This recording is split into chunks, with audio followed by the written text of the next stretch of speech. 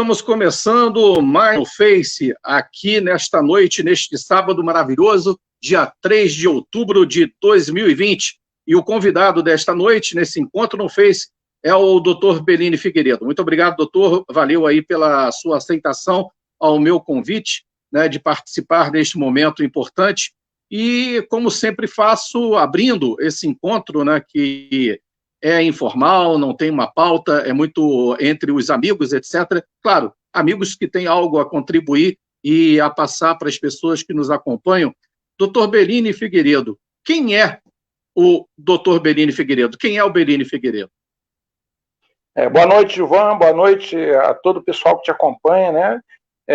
Já desde muito tempo, né, como um grande profissional de imprensa, e uma pessoa, um comunicador e um profissional em outras áreas de grande valor, uma pessoa a quem eu reputo grande respeito e consideração pelo trabalho feito até hoje, e uma pessoa de conduta ilibada, que eu faço questão de prezar pela amizade, né, e por acompanhar hoje nas redes sociais, de acordo, em virtude dessa pandemia, né, e pelo trabalho, pelo belíssimo trabalho que sempre fez em relação à comunidade friburguense no geral. O Dr. Bellini, ele é um cidadão, hoje, mais cidadão comum do que estritamente o advogado. A advocacia eu exerci durante quase 19 anos da minha vida, somando o tempo de estágio, 20 anos precisamente. Fui formado nas Faculdades Integradas Bennett, no Flamengo, no Rio de Janeiro, e segui minha vida fazendo estágio, né? Eu morava na cidade de Niterói, posteriormente vim morar em São Sebastião do Alto.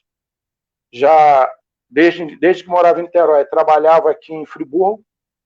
Inicialmente trabalhei junto ao Sindicato Metalúrgico durante um tempo exíguo, onde também comecei a aprender muitas coisas com as pessoas que lá exerceram a profissão, que eram pessoas muito competentes e já de muito tempo de trabalho, além da minha vida, né, digamos assim, a vida funcional, profissional. E partindo de lá, eu fui convidado, na época, a exercer minhas funções nos sindicatos profissionais de enfermagem, ainda no final, lá no meio, no período de 1995, no final de 95, lá comecei a trabalhar no sindicato de enfermagem.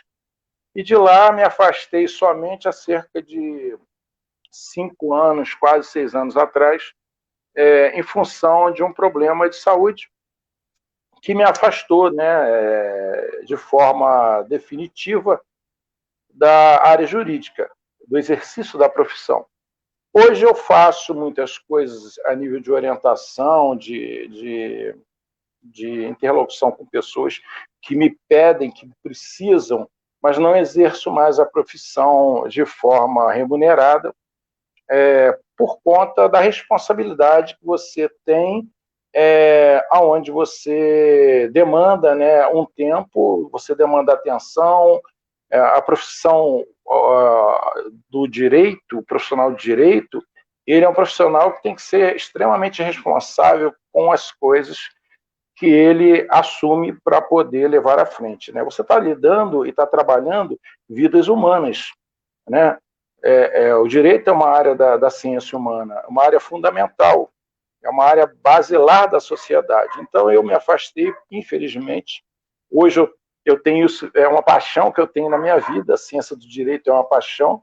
As ciências humanas, para mim, todas elas são apaixonantes, e eu me afastei da ciência do direito por essa questão. Hoje eu sou paciente renal crônico, mas nunca deixei de acompanhar, nunca deixei de interagir como estudante, como observador dos fatos jurídicos que circundam o mundo, que circundam a nossa sociedade.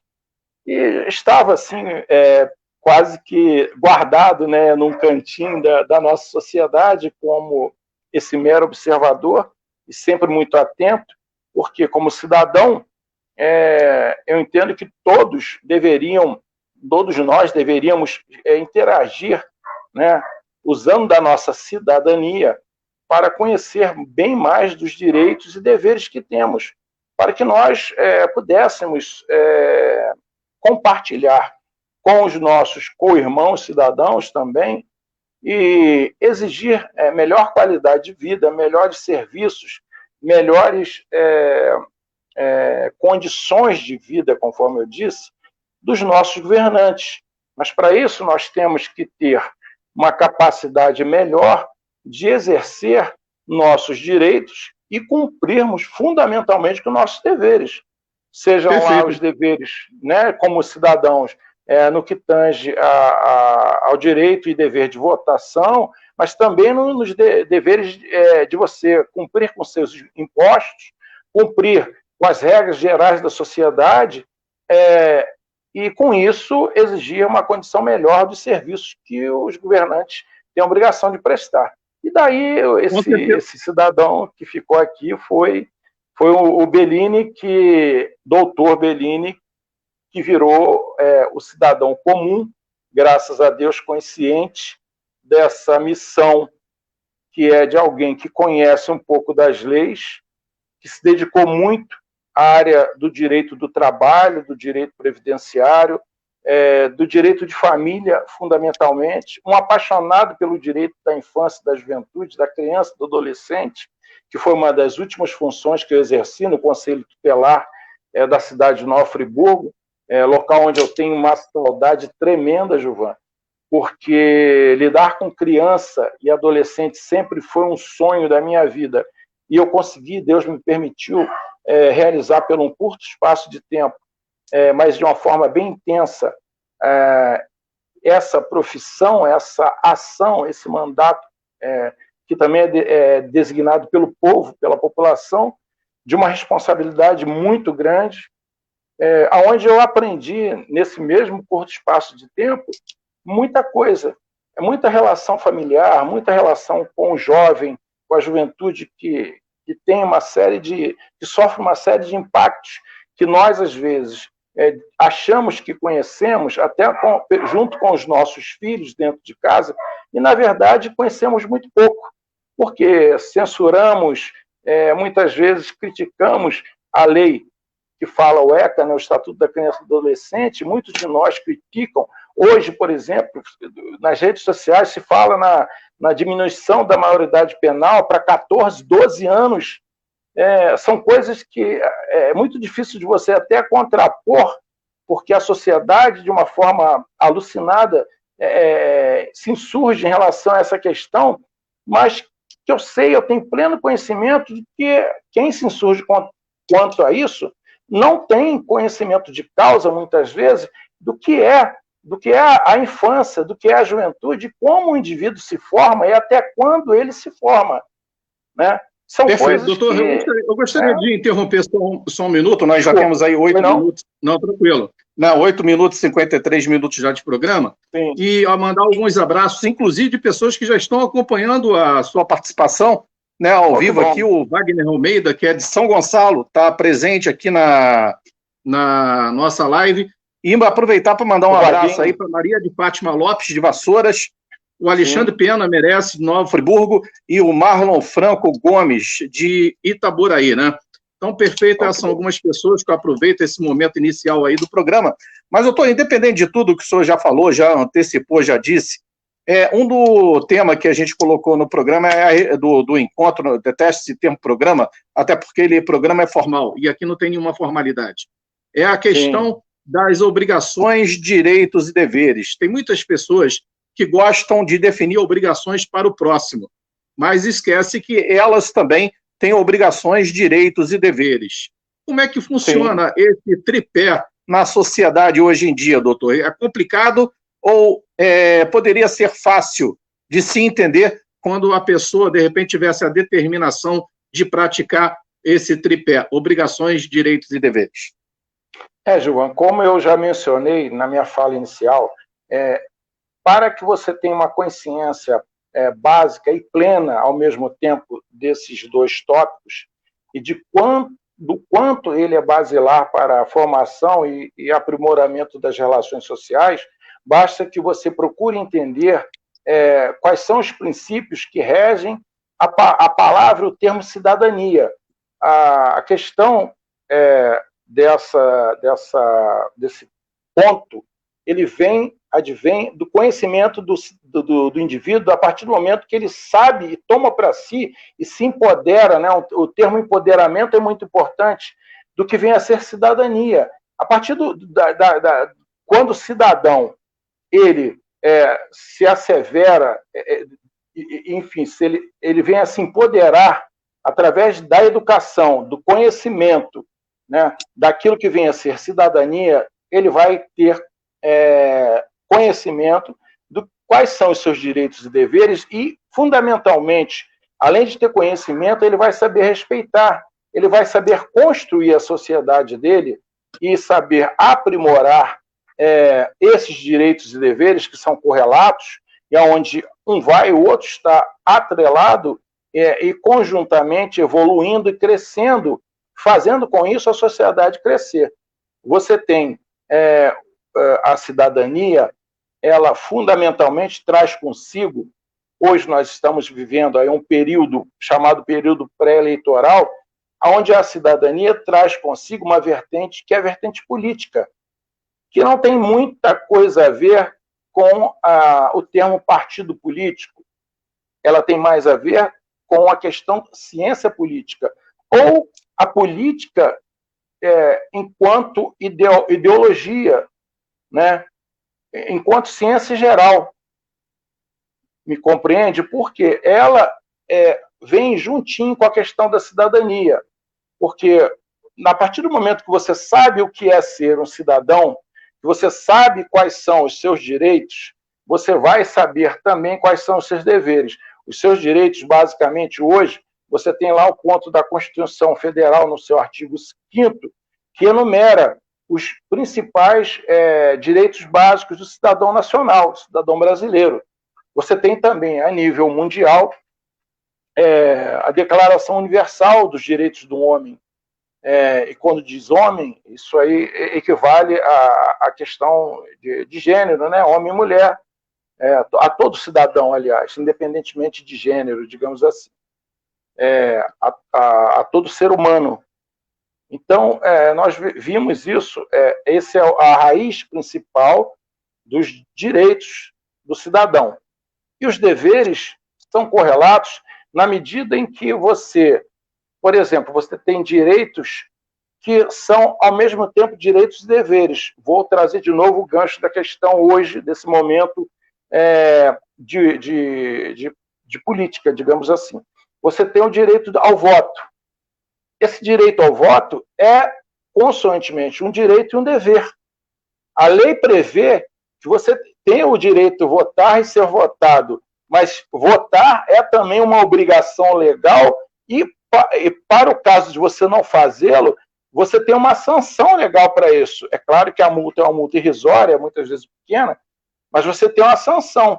E, por exemplo, se você não vota durante algumas vezes, você acaba tendo o seu título suspenso ou cancelado e fica inviabilizada a sua participação em concursos públicos, em uma série de certames, onde você vê que o seu direito enquanto cidadão, já numa esfera maior, fica prejudicado ou cerceado. Então, esse é um dos exemplos mais práticos que eu daria agora, né, nesse momento, para que você visse o que são direitos e deveres, mas que, a partir do momento que você toma para si a consciência e se educa no que vem a ser cidadania, no sentido amplo, você vai entender adequadamente o que são direitos e deveres, né, a partir dessa premissa, que para o cidadão nacional você tem digamos, você tem na Constituição Estadual, você tem na Constituição Federal, você tem nos códigos, no Código Civil, que é basilar a legislação ordinária que aplica isso. Você tem, por exemplo, o Código de Defesa do Consumidor, que explica ali, de uma forma específica, quais são os direitos daquele segmento, né, da sociedade. Quando você pratica uma relação de consumo, você tem ali direitos específicos enquanto consumidor, e tem do outro lado da relação de consumo o prestador de serviço, o fabricante, o vendedor, enfim, as empresas ou o particular que faz essa relação de consumo, que está do outro lado, tem ali os deveres assinalados para aquela pessoa. Então, você vê que a legislação ordinária, busca tratar isso de uma maneira muito clara. Eu me reportei antes em relação à questão da legislação minorista, que é o ECA. Para mim, uma legislação apaixonante. Ela diz muito claramente, né, lá pega o gancho da Constituição, que é a obrigação de todos, né, da sociedade, da família, do Estado, né, preservar e adequar e atender da melhor forma possível. Lá ela não diz com essas palavras, mas no estudo você vai entender, atender da melhor forma possível a infância e a adolescência com prioridade. Entendeu? Com prioridade. O governo tem a obrigação de atender a infância e a adolescência com prioridade. E nós não vemos isso ocorrer muito aqui na prática, mas a lei está lá dizendo isso. Né? Ok, doutor. Eu gostaria de registrar aqui, já há um certo tempo também, a Silvana Silva, ela está compartilhando a nossa transmissão, a quem eu agradeço aí por ter duplicado esse momento cidadão, né? Que Nilson muito bem definiu aí. Doutor, outro assunto, quer dizer, antes de entrar na pergunta, eu gostaria de mandar um abraço aqui para a Analina Carvalho, de Brasília, para o Marcelo Oliveira Coelho, no interior de São Paulo, e a própria Silvana Silva, que acabou aí de duplicar a nossa transmissão, né? Doutor, a respeito do direito do trabalho, que o senhor falou que é apaixonante para o senhor, qual o assunto dentro do direito do trabalho, qual o assunto, de uma forma geral, no direito, que até hoje que o senhor lidou, que mais foi apaixonante, mais foi interessante?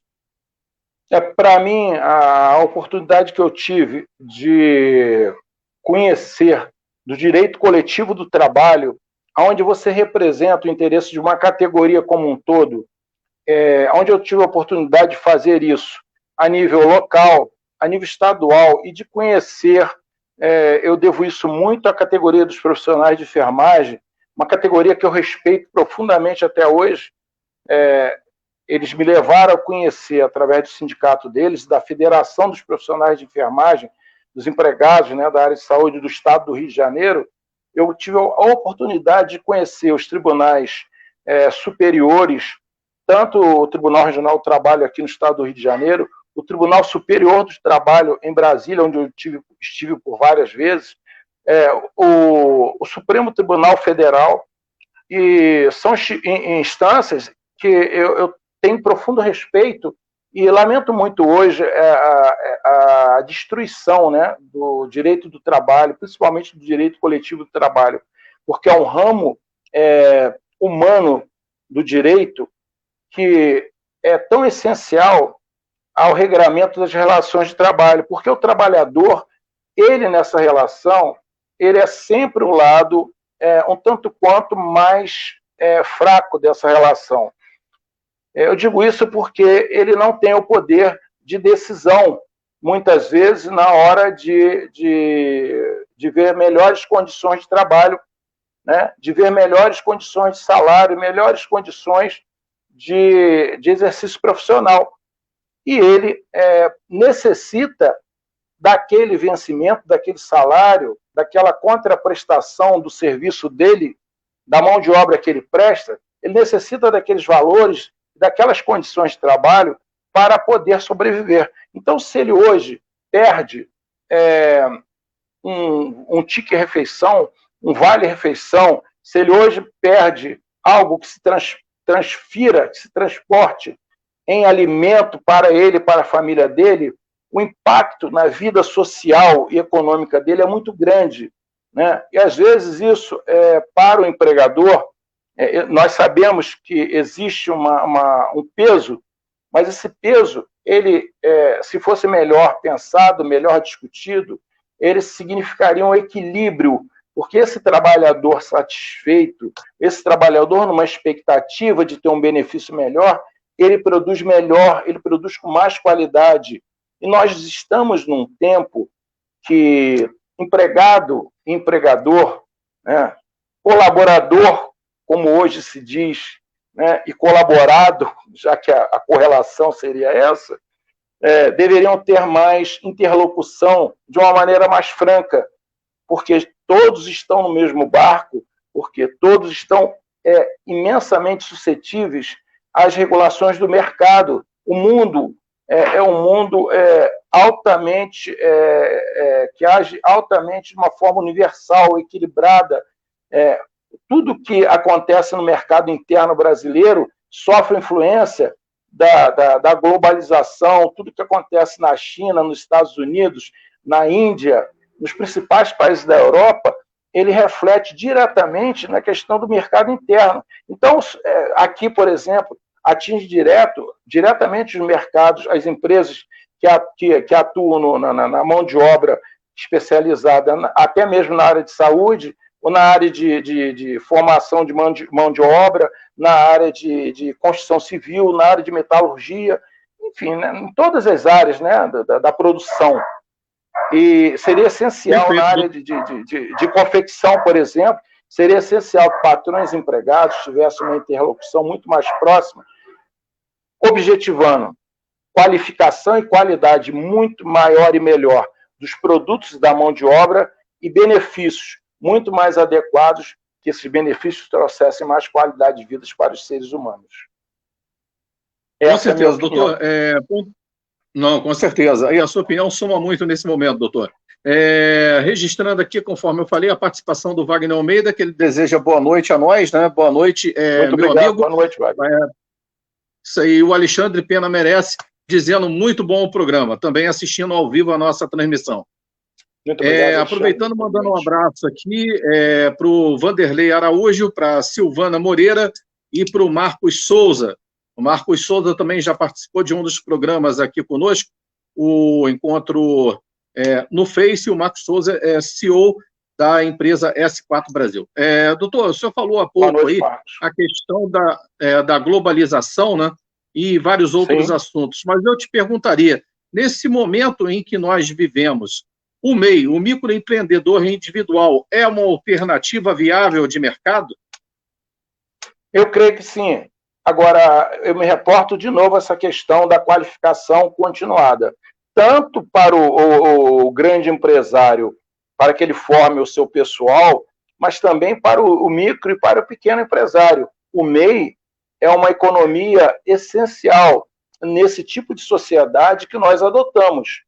Porque com a questão do emprego muito ralhada, muito estratificada, nós vemos um excedente muito grande de mão de obra e que muita gente que tem condições de abrir o próprio negócio e tem, inclusive, condições de ter consigo mais uma mão de obra atrelada àquele pequeno MEI, como empregado, ou como colaborador, né, digamos assim.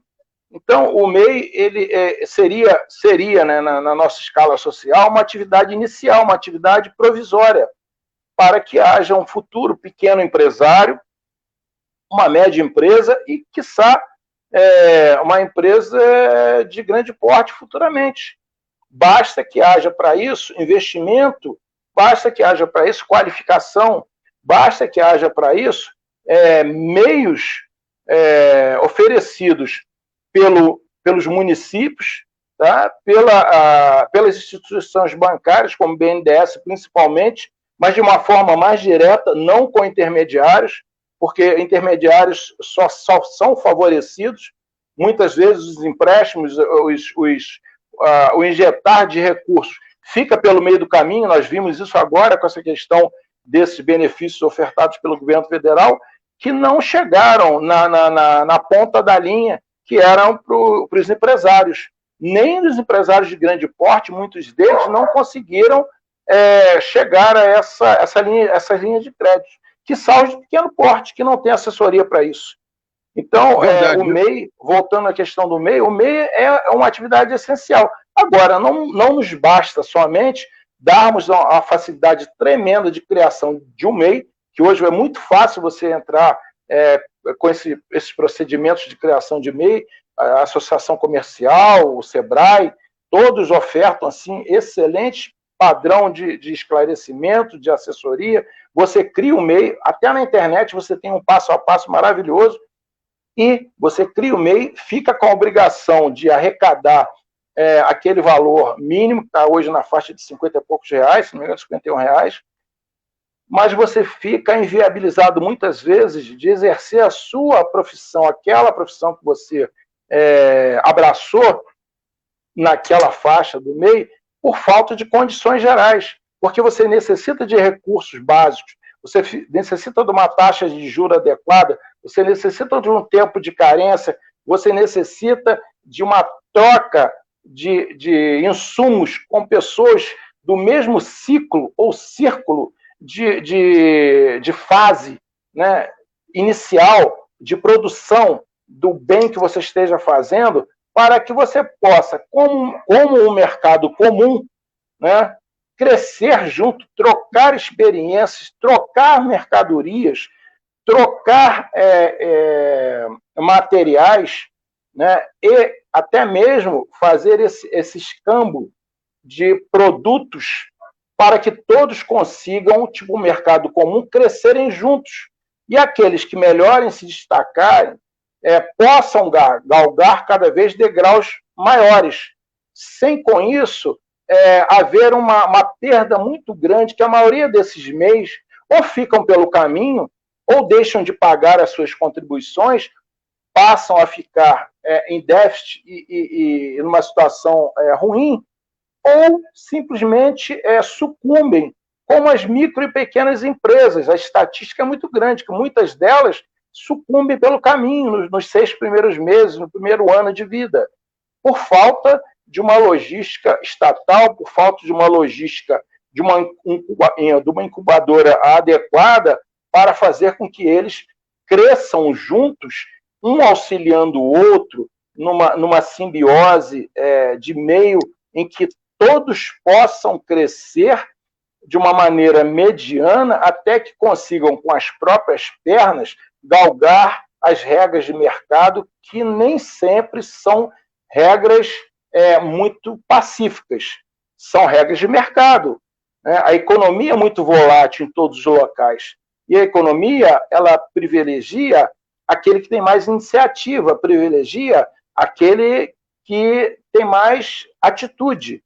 Mas também todos precisam lutar e ter informação para ter um lugar ao sol adequado. Todo mundo precisa se alimentar sua família, né, João? Então, eu entendo que essa comum união, esse trabalho comum, se fosse melhor pensado, melhor praticado, faria com que os nossos MEIs, as nossas pequenas empresas, as nossas médias e pequenas empresas tivessem uma vida, um início de vida bem melhor e ficassem menos vulnerável à questão dessa economia selvagem, dessa economia que eu não gosto muito de utilizar o termo capitalismo selvagem, porque me lembra daquela música muito bonita que foi da minha geração.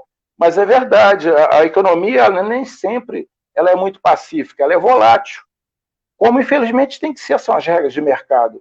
Mas é fundamental para a economia de um país que todos façam girar essa roda chamada economia.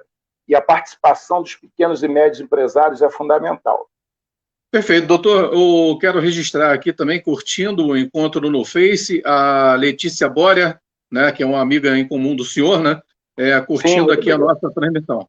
E mandar um abraço nesse momento às pessoas que curtiram o nosso chamamento para o encontro no Face deste sábado à noite, né, 3 de outubro de 2020, o Mariozão Oliveira, o Silas Raul, e a Edna Oliveira também. Doutor, estivemos falando aqui sobre a questão do MEI, né, o senhor pontuou muito bem a questão, e uma coisa, fique à vontade para discordar de mim, apenas que é uma avaliação também minha, sim, que vai pontuar o seu raciocínio. Afinal de contas, a economia brasileira, ela é capitalista. E sim, o capitalismo, por si só, em sua origem, ele é selvagem. O capitalismo é a sobrevivência, avalie se eu estiver errado, o capitalismo é a sobrevivência do mais preparado, do melhor preparado.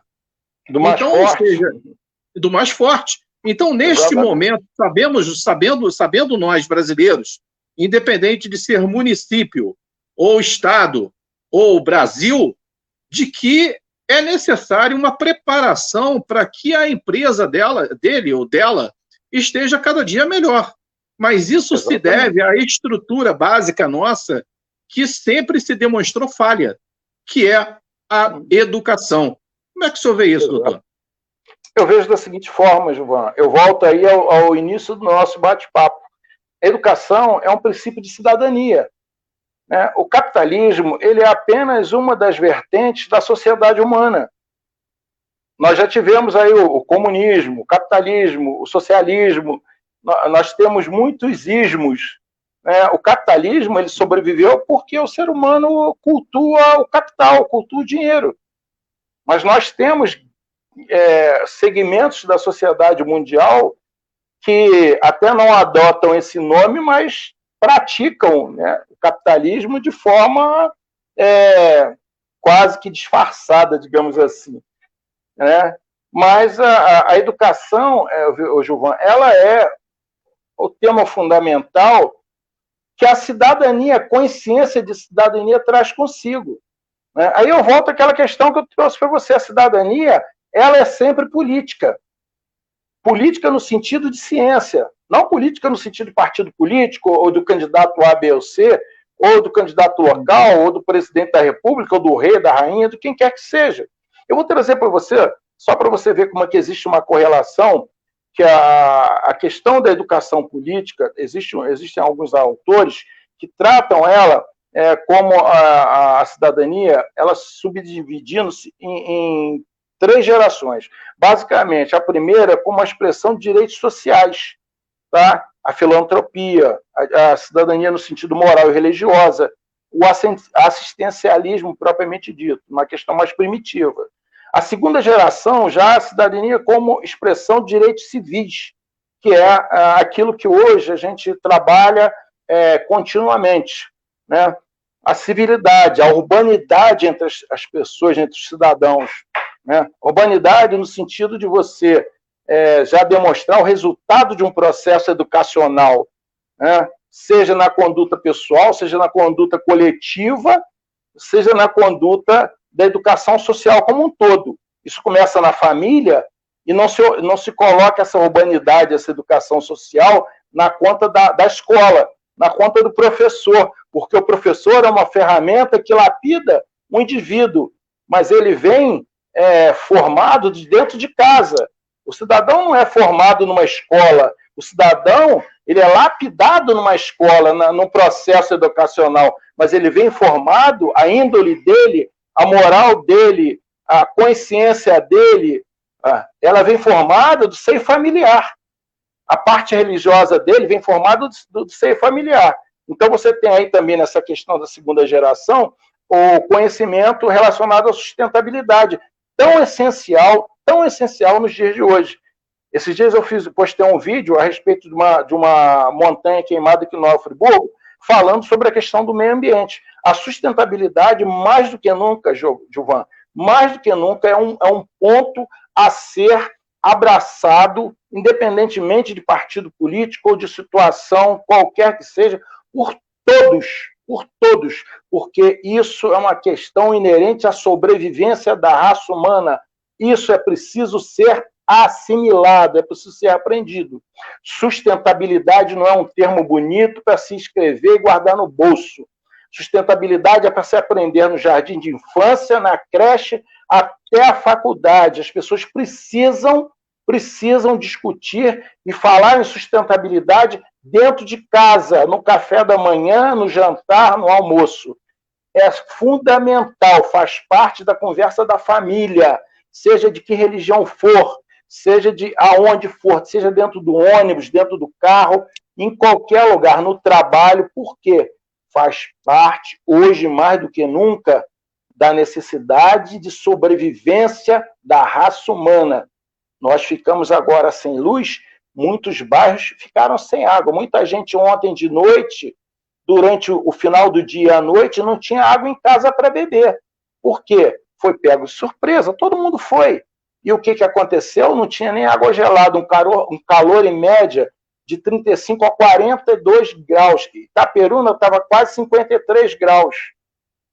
Isso é o resultado da atividade humana na face da Terra. Isso é negligenciar sustentabilidade. Isso é negligenciar meio ambiente. Se nós não discutirmos essas questões, não iremos estar aqui para ver o resultado final. E a terceira geração do que se diz cidadania, tá? Já aí é a expressão dos direitos e deveres políticos. É a cidadania social dos mandatos. É a cobrança que nós temos que fazer aos nossos governantes, aos cidadãos que se colocam à disposição do povo para exercer mandatos. E esses cidadãos têm que ser plenamente cobrados de uma maneira, é claro, respeitosa, de uma maneira consciente, de uma maneira educada, mas de uma maneira muito séria. Muito séria. Eu entendo, eu pactuo da ideia de que todo aquele que assume um mandato, seja ele vereador, prefeito, deputados federais ou estaduais, governadores, presidentes da República e os seus respectivos vices, eles deveriam assinar um termo de responsabilidade legal que deveriam responder civil e criminalmente ao final dos seus mandatos e seus secretários de pastas, especialmente secretários de educação e de saúde, tá? Eles deveriam responder por eventuais danos à sociedade que eles comandam.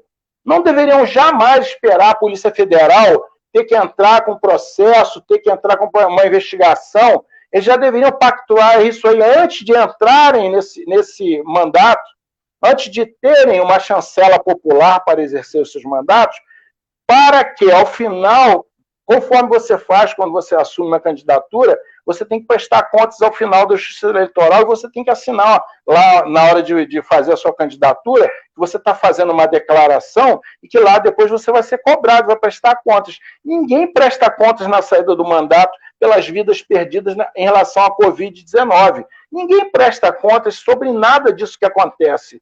As pessoas estão morrendo, as pessoas estão sendo aniquiladas por falta de seriedade na aplicação do dinheiro público. Nós vimos isso aí na questão dos hospitais de campanha no nosso Brasil. Por que um hospital de campanha em São Paulo deu mais ou menos bem, quase super bem, pelo um preço 100 vezes menor do que no estado do Rio de Janeiro e ficou tudo do jeito que está? Os hospitais aqui foram construídos, alguns equipados e demolidos e destruídos aqui, e ficou tudo por isso mesmo, a sociedade ficou calada. Isso não existe. Esses governantes, eles têm que sair do governo ao seu tempo, mas responderem já imediatamente a um processo judicial sério, muito sério, com a chancela do povo, da população, responderem civil e criminalmente, inclusive na área civil com seu próprio patrimônio. Então, isso não deve esperar que haja uma investigação pela Polícia Federal, quem quer que seja.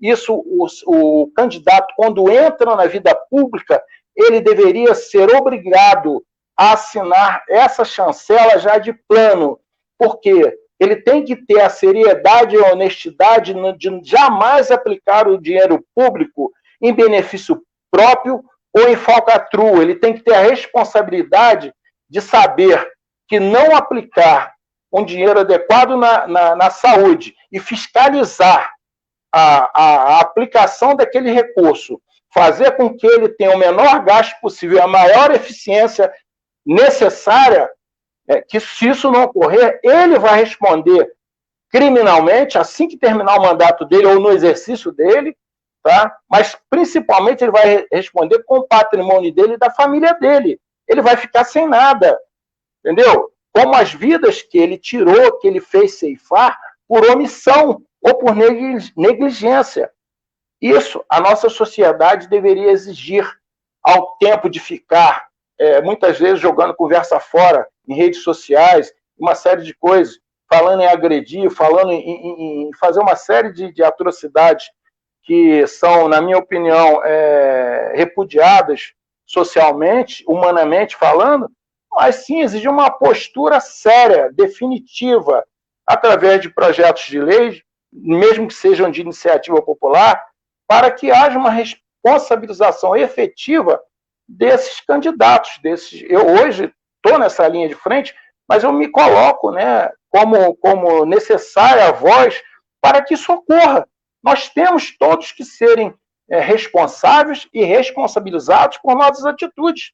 Se temos a opção de entrar num cargo público para dizermos que vamos representar o povo desse país, o povo, a sociedade como um todo, nós temos que ter também o ônus de prestarmos uma conta muito efetiva e muito real, muito em cima do laço, daquilo que fazemos ou daquilo que deixamos de fazer, e com isso provocamos perdas irreparáveis na nossa sociedade. Então, essa é a questão que eu coloco no controle social de mandatos, de governos, orçamentos, justiça e segurança pública. Essa seria a terceira geração da questão da cidadania e, ao meu ver, um conceito muito atual e muito importante, que está sempre em evolução, mas é trazido aí de uma forma muito interessante pelo um profissional chamado Jorge Maranhão. Eu faço questão de citar o autor, porque você falar de um assunto sem citar o autor é plágio, e eu jamais faria isso. Tá? É o Jorge Maranhão, do Instituto de Cultura e Cidadania, que faz uma dissertação muito bonita, muito clara e muito efetiva sobre essa questão da cidadania e veiculação dela à política enquanto ciência.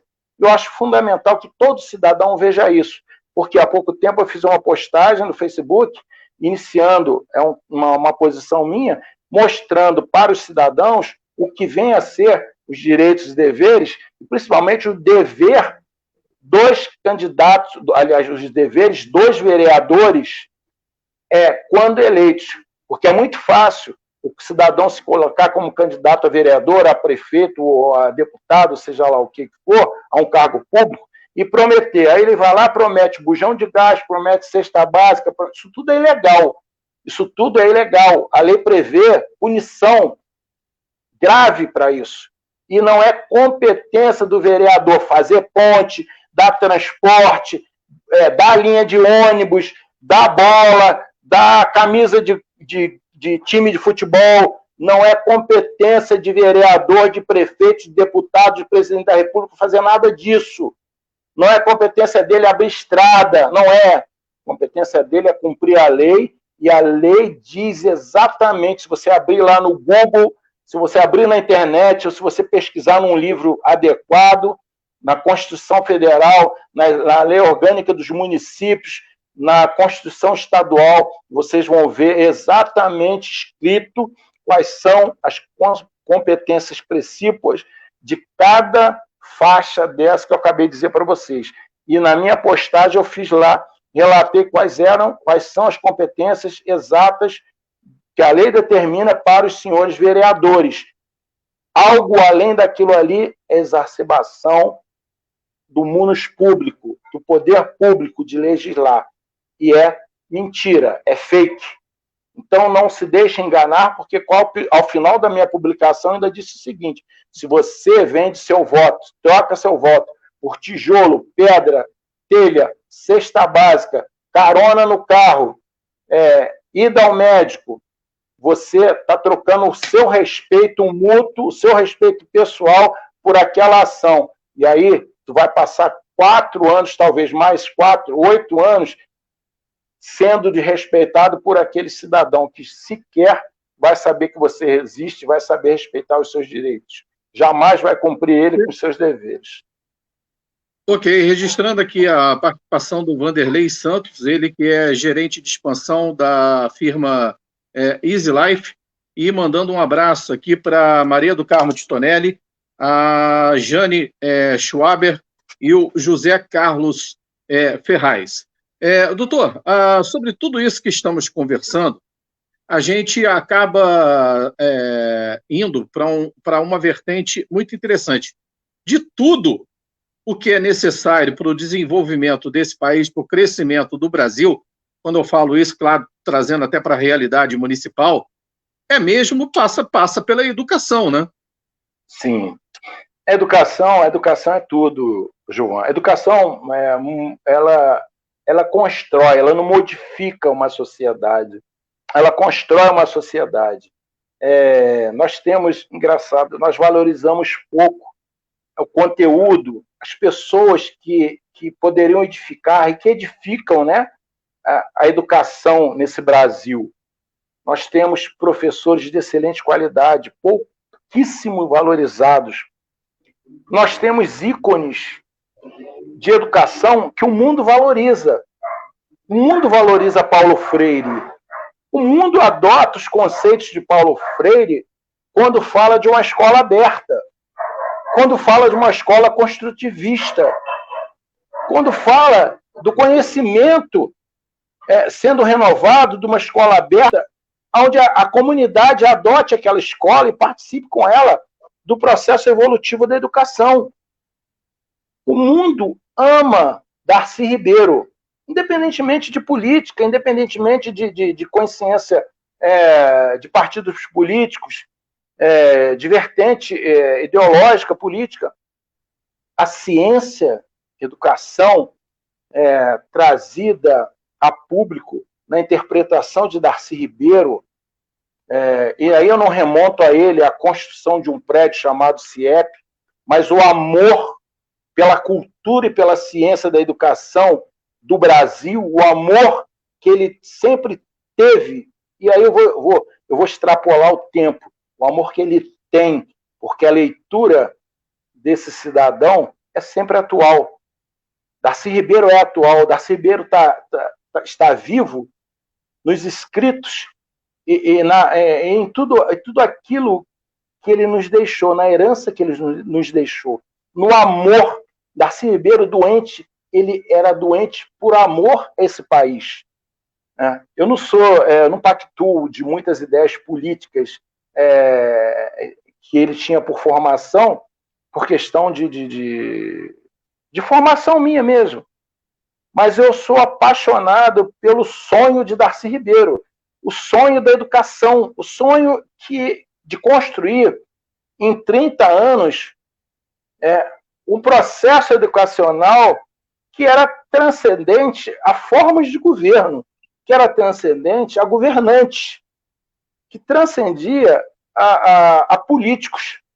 Ao próprio Leonel Brizola. Leonel de Moura Brizola era um indivíduo com uma, vamos dizer, eu falo o português claro, se entregasse o microfone a Leonel de Moura Brizola, era a mesma coisa que deixar o Flamengo chegar no final do campeonato. O Flamengo podia estar com um time ruim, mas não deixa ele chegar no final do campeonato, não, que ele vai dar trabalho. Eu sou tricolor, sei disso. Uhum. O Leonel de Moura Brizola, ele podia ter problemas mil em governar o estado do Rio de Janeiro, mas jamais deixasse ele, as emissoras de TV e rádio sabem disso, jamais deixasse o Leonel de Moura Brizola assumir uma mídia, ter o microfone nas mãos. Quantas vezes ele tomou o microfone de repórter, fazendo entrevista com ele, e assumia a reportagem. E era maravilhoso, porque você via a evolução, a capacidade de um líder político, de um homem já carimbado pelo tempo, pela vida, com a retórica que ele era peculiar. Até hoje, se você pegar um vídeo dele falando, você vai ver o quanto é atual. O quanto é atual. Mas ele usava muitas coisas, muito conhecimento trazido por essas pessoas que são verdadeiros pensadores da educação. O Darcy Ribeiro, vamos nos reportar a ele. Um humanista, um cientista político de primeira grandeza e um apaixonado pela educação nesse país. Volto a dizer, eu falei agora há pouco, os professores, os que militam na educação diuturnamente, têm a consciência disso.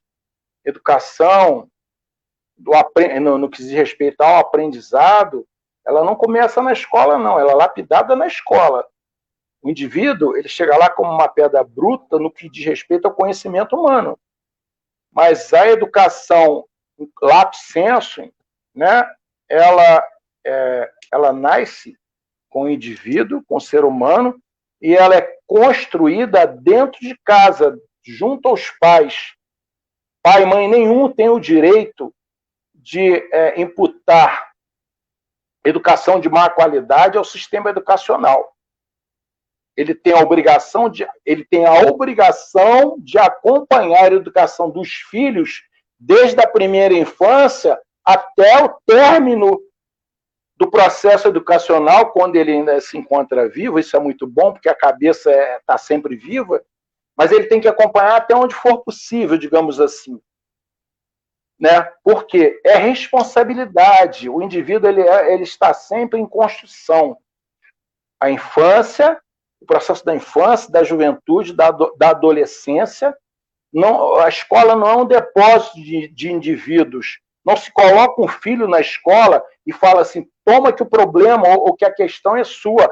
Meu filho tem que sair daqui educado. Não, meu filho tem que entrar aqui educado, ele tem que entrar aqui educado e ele tem que aprender aqui. E eu, como pai, eu como mãe, eu como responsável daquele indivíduo, eu tenho a obrigação efetiva de acompanhar aquele indivíduo em todo o processo do conhecimento daquele formando, porque eu tenho que fornecer a ele meios básicos para o aprendizado dele, eu tenho que participar do aprendizado dele, eu tenho que discutir com ele em casa, em outros locais, as dúvidas que ele tem no processo de formação do conhecimento, eu tenho que fazer com que ele desenvolva, desde o início, uma palavra, um pensamento, um conceito fundamental que venha a ser respeito.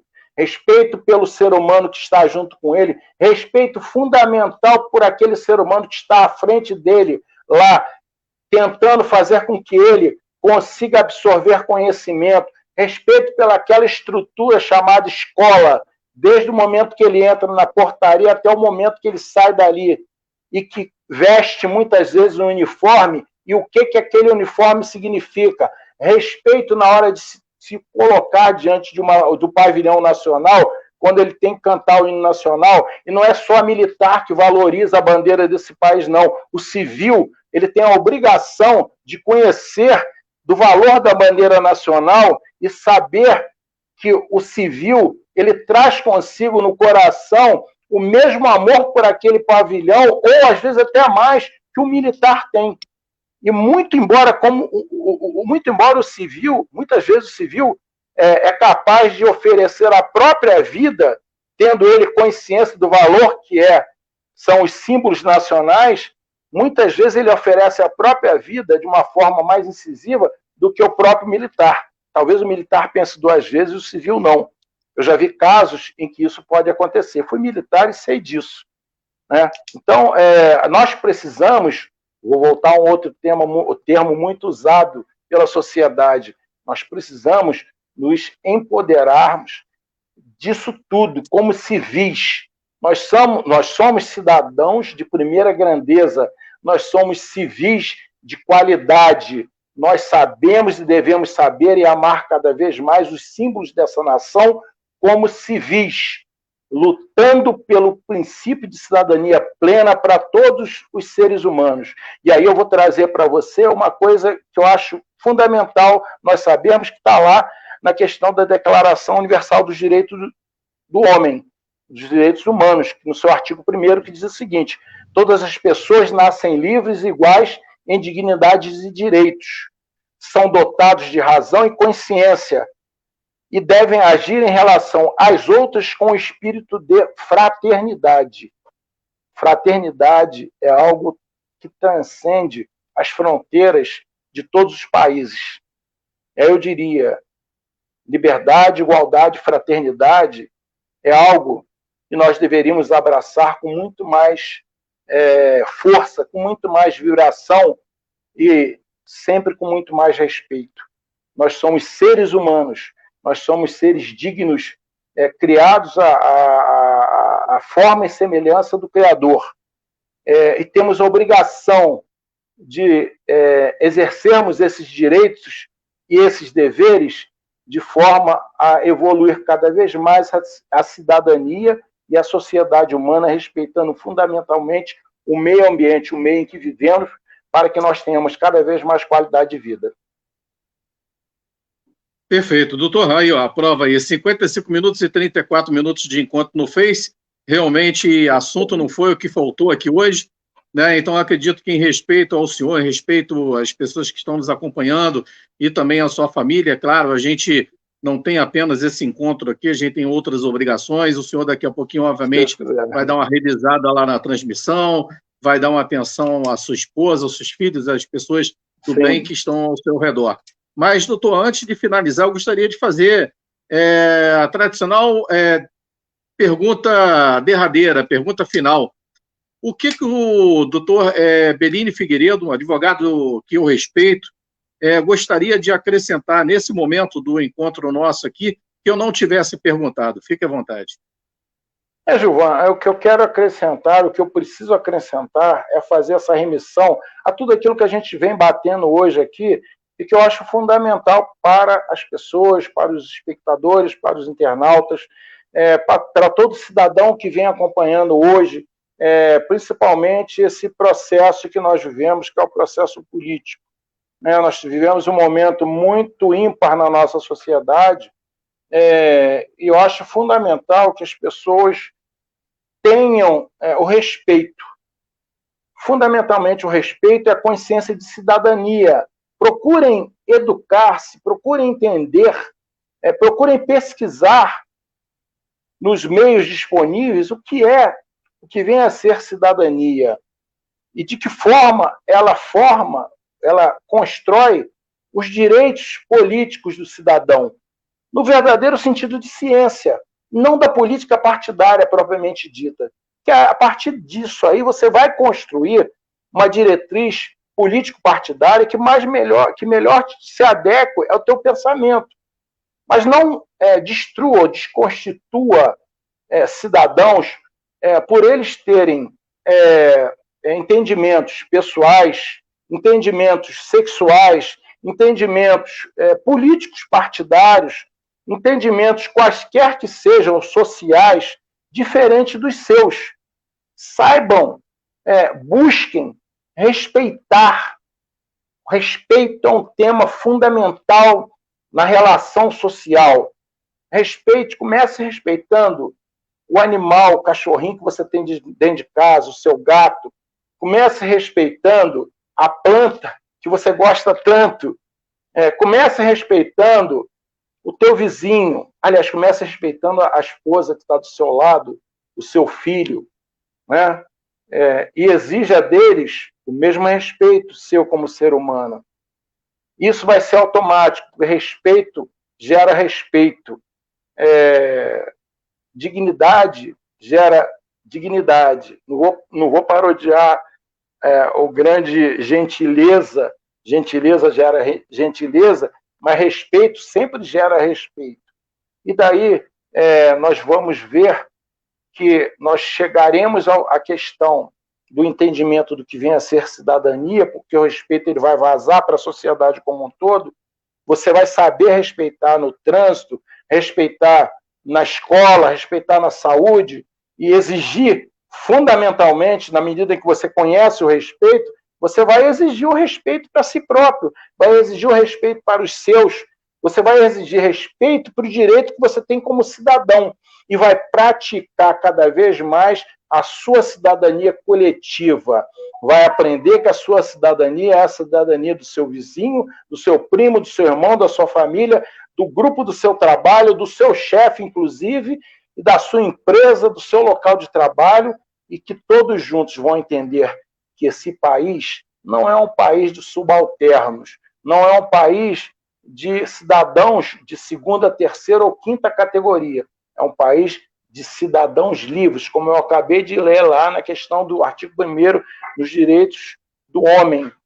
Somos todos iguais e livres. Somos todos cidadãos, livres por natureza. Somos todos iguais perante a Deus, perante as leis, mas nós precisamos nos empoderar disso, que até hoje não fizemos por onde. precisamos nos educar fundamentalmente para exigir educação, saúde e qualidade de vida para todos. Muito obrigado, Gilvan, por essa oportunidade. Espero, como sempre, aprendendo com você também. Um grande abraço para todo o seu público, para todo esse pessoal maravilhoso que nos acompanha. E eu espero, de alguma forma, poder ter dividido, porque eu fico numa ansiedade muito grande, porque são 6 anos guardado quietinho numa cadeira de hemodiálise, já transplantado uma vez, e todo esse conhecimento guardado dentro da cabeça e dentro do coração, compartilhando com amigos muito próximos, mas muito feliz, intensamente feliz, você não sabe o quanto, em poder partilhar pelo instrumento de comunicação, extravasar essa forma de falar, sujeito a críticas, construtivas ou não, mas sujeito a críticas, e isso é muito gostoso, porque eu vivi isso muitos anos. E o embate, onde eles traduzem conhecimento, com uma pessoa generosa, um conhecedor profundo das relações humanas, que é você, isso é dignificante. Muito obrigado, eu fico eternamente grato a você e vou estar aqui sempre à sua disposição, de uma forma humilde e com muito carinho pelo seu trabalho, pelo seu programa. Muito obrigado pela chance de me expor publicamente mais uma vez. Beleza, eu que agradeço, gratidão por tê-lo aqui, doutor Berini Figueiredo, ter aceito o meu convite aí prontamente, ao contrário de outros, para ser sincero, né?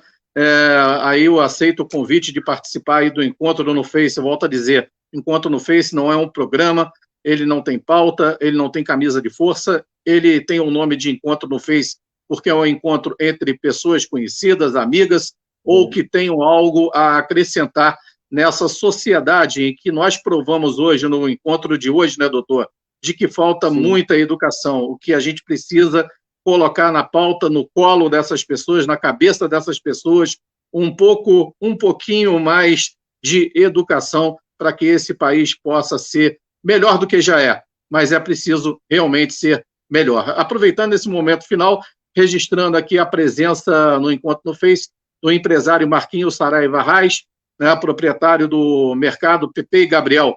Perfeito? Doutor, muito obrigado pela sua presença e até um próximo momento. Que Deus quer, eu quero, o senhor também, e estaremos juntos. Um abraço aí.